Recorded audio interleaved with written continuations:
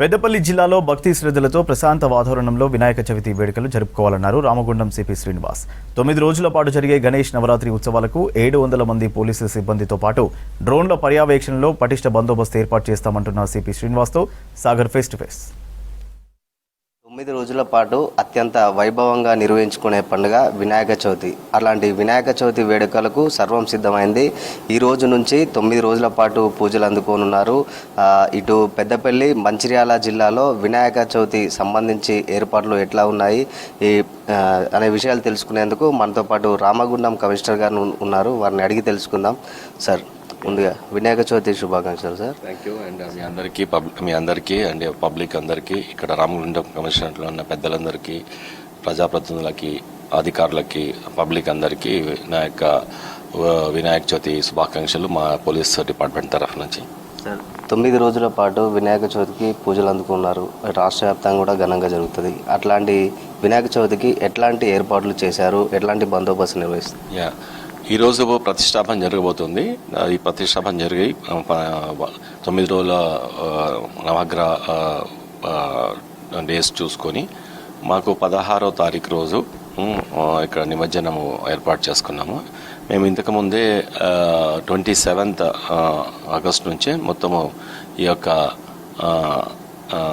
మొత్తం కార్యక్రమాలను ముందుగా లాస్ట్ ఇయర్ ఎలా చేశారు, దాని తర్వాత ఇంత బందోబస్తు వాడాము, దాని తర్వాత ఈసారి హైదరాబాద్కి బందోబస్తు పోగా మాకు మిగిలిన బందోబస్తు ఎట్లా చేసుకోవచ్చు అనే ఉద్దేశంతో ఆల్రెడీ మీటింగ్స్ కండక్ట్ చేసుకున్నాము.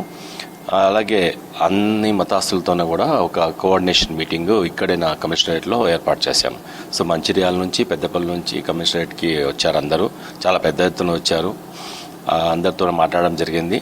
ఈసారి ఏమవుతుందంటే మిలాదున్నవి అండ్ నిమజ్జనం ఒకటే రోజు అటు ఇటుగా రావడం వల్ల వాళ్ళకు మత పెద్దలందరికీ రిక్వెస్ట్ చేయడం జరిగింది. వాళ్ళందరూ ప్రశాంతంగా మేము మీకు సహకరిస్తామని చెప్పి వాళ్ళు కూడా ఒప్పుకున్నారు.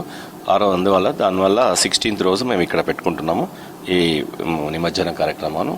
అదే కాకుండా 3వ రోజు, 5వ రోజు కొన్ని నిమజ్జనాలు జరుగుతుంటాయి. ఆ చిన్న చిన్న నిమజ్జనాలన్నీ పగడ్బందీగా బందోబస్తు ఏర్పాటు చేసుకున్నాం. 2 డిస్ట్రిక్ట్లో కూడా, పెద్దపల్లి అండ్ మంచిర్యాలలో ఎక్కడెక్కడ మన నిమజ్జనం పాయింట్స్ ఉన్నాయి అంటే ఇమర్షన్ పాయింట్స్ ఉన్నాయి. ఆ ఇమర్షన్ పాయింట్స్ దగ్గర మొత్తం ఏర్పాట్లు జరిగినాయి. కలెక్టరు, తర్వాత ఇక్కడ కలెక్టరు, పెద్దపల్లి కలెక్టరు, మంచిర్యాల కలెక్టర్తో కూడా మీటింగ్స్ జరిగినాయి. తర్వాత మున్సిపల్ కమిషనర్స్, తర్వాత రెవెన్యూ డిపార్ట్మెంట్, ఫైర్, తర్వాత ఎలక్ట్రిసిటీ అండ్ అన్ని డిపార్ట్మెంట్స్, ఇరిగేషన్ డిపార్ట్మెంట్ అది వచ్చాయి. ఎన్ని క్రెయిన్లు ఏర్పాటు చేసుకోవాలి, ఎంత ప్రశాంతంగా చేసుకోవాలనే ఉద్దేశంతో అన్ని ప్రారంభం చేసుకున్నాం. ముఖ్యంగా నిమజ్జనం చేసే సమయంలో ఈ డీజే లాంటి సౌండ్స్ ఇట్లా ఇస్తున్నారు. డీజేకి పర్మిషన్ ఉందా? ఎట్లా? డీజేలకి పర్మిషన్ లేదు. ఓన్లీ మైక్ సిస్టమ్ని వాడుకోవచ్చు, పబ్లిక్ అడ్రస్ సిస్టమ్ వాడుకోవచ్చు. నో డీజేకి పర్మిషన్ లేదు. క్లియర్గా వాళ్ళకి అందరికి చెప్పడం జరిగింది. No provocative speeches, no provocative songs, no provocative DJs కానీ, తర్వాత ఇట్లాంటివి కార్యక్రమాలు కానీ, డాన్స్ ప్రోగ్రాంలు కానీ, దాని తర్వాత ఏదైనా అసాంఘిక కార్యక్రమాలు కానీ ఇక్కడ దేవుడి దగ్గర చేయడానికి వీలు లేదు. చేస్తే మాత్రం కేసులు బుక్ అవుతాయి. వాళ్ళ ఆర్గనైజర్స్ని రెస్పాన్సిబుల్ చేస్తాం. ఆల్రెడీ చెప్పి పెట్టి ఉన్నాం. సమస్యాత్మక ప్రాంతాలు ఏమైనా గుర్తించారా? ఇట్లాంటివి ఏమైనా? అంత సమస్యాత్మక ప్రాంతాలు అయితే ఎప్పుడూ లేవు. ఇంతకుముందు అట్లాంటి సిచ్యువేషన్ లేదు. ఇతర మతస్థుల సోదరులు చాలా కోఆపరేటివ్గా ఉన్నారు వాళ్ళు.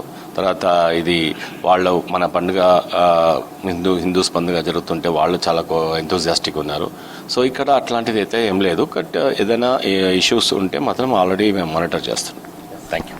ఇది మొత్తంగా గణేష్ ప్రతిష్టాపన నుంచి నిమజ్జనం వరకు 9 రోజుల పాటు గట్టి బందోబస్తు నిర్వహిస్తున్నాము. 700 మంది పోలీసు సిబ్బందితో గట్టి బందోబస్తు నిర్వహిస్తున్నాము. ఎలాంటి అవాంఛనీయ సంఘటనలు జరగకుండా చూసుకుంటామని చెప్పేసి రామగుండం సిపి